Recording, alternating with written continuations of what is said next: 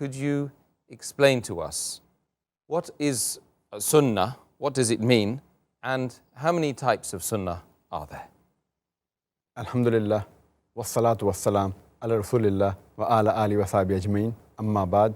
A'udhu billahi minash shaitanir rajim. Bismillahir rahmanir rahim. Rabbi shrah li sadri wa yassir li amri wahlul 'uqdatam min lisani yafqahu qawli. The word Sunnah literally means the way or the custom, and the Sunnah of the Prophet means the way of the Prophet or the Prophet's tradition. The word Sunnah, it indicates and means the sayings, the deeds, and the approval of the Prophet in the span of 23 years during his prophethood. It means what the Prophet said, what the Prophet did, and what the Prophet approved in the span of 23 years during his prophethood. And the Sunnah of the Prophet can be divided into three types. The first is Sunnat-e Qawli, that means the sayings of the Prophet. The second is Sunnat-e Fa'li, that means the actions of the Prophet. And the third is Sunnat-e Takriri, which means the approval of the Prophet. So basically, these three types of Sunnah are there in three different categories. Okay, that seems very straightforward. But could you perhaps, for the benefit of the viewers and myself, cite some examples of each of the different categories you've mentioned? The example of the first type of Sunnah, that's Sunnat-e Qawli, the sayings of the Prophet. For example, Muhammad Sallallahu Alaihi Wasallam said in Sahih Bukhari, volume number 1, in the book of Adhan, hadith number 631, the Prophet said, "Pray as you see me praying." So this is a commandment of the Prophet. It's a saying of the Prophet, and it is the duty of a Muslim that we should follow it.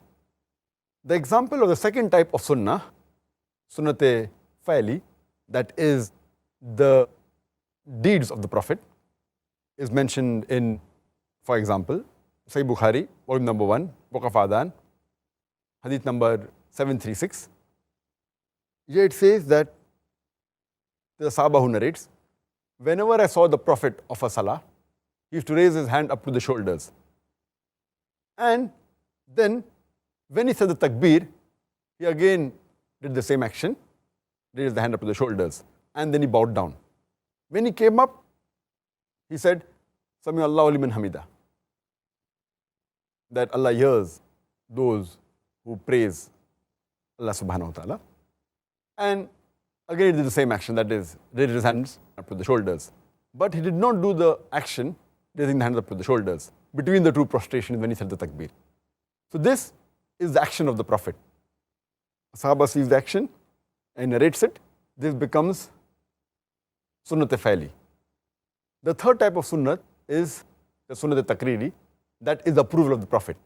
And the example is given in Sunan Abu Dawud, volume number 1, in the book of Salah, hadith number 1262, where once the Prophet, he prayed the Fajr Salah, he leads the Fajr Salah in the congregation, and after the Salah is over, he sees a man, after Salah, he gets up and he offers 2 rakat Salah. So the Prophet says, the Fajr Salah is only of 2 rakat, indicating, why did you offer 2 rakat again? So he said that I did not offer the 2 Sunnat Salah before Fajr, Farz. That's the reason I'm offering it now. And the Prophet kept silent. Now, because the Prophet was silent, it gives the indication that he approved it. Because if something is wrong, it's the duty of the Prophet to correct it. So because he kept silent, it gives an approval. So this comes in the third category of Sunnah, that Sunnat-e Takriri, approval of the Prophet.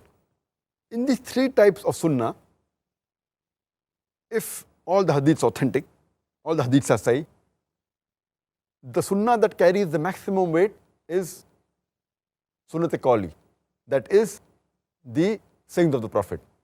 Because that is the general ruling. Because if a Prophet says something, or if the Prophet commands something, it means he has done it intentionally and with a purpose. That is the highest degree amongst the three. The next is Sunnat-e Fa'li, that is the action of the Prophet. So what the Prophet did, maybe a Sahaba saw it and narrates it. But there can be occasions where a Prophet did certain things out of necessity, which may not be the normal norm. Therefore, the action of the Prophet carries less weight than the sayings of the Prophet. Saying is with consciousness, and that is the general ruling. And if there is a difference between the saying and the action of the Prophet, the saying of the Prophet carries more weight.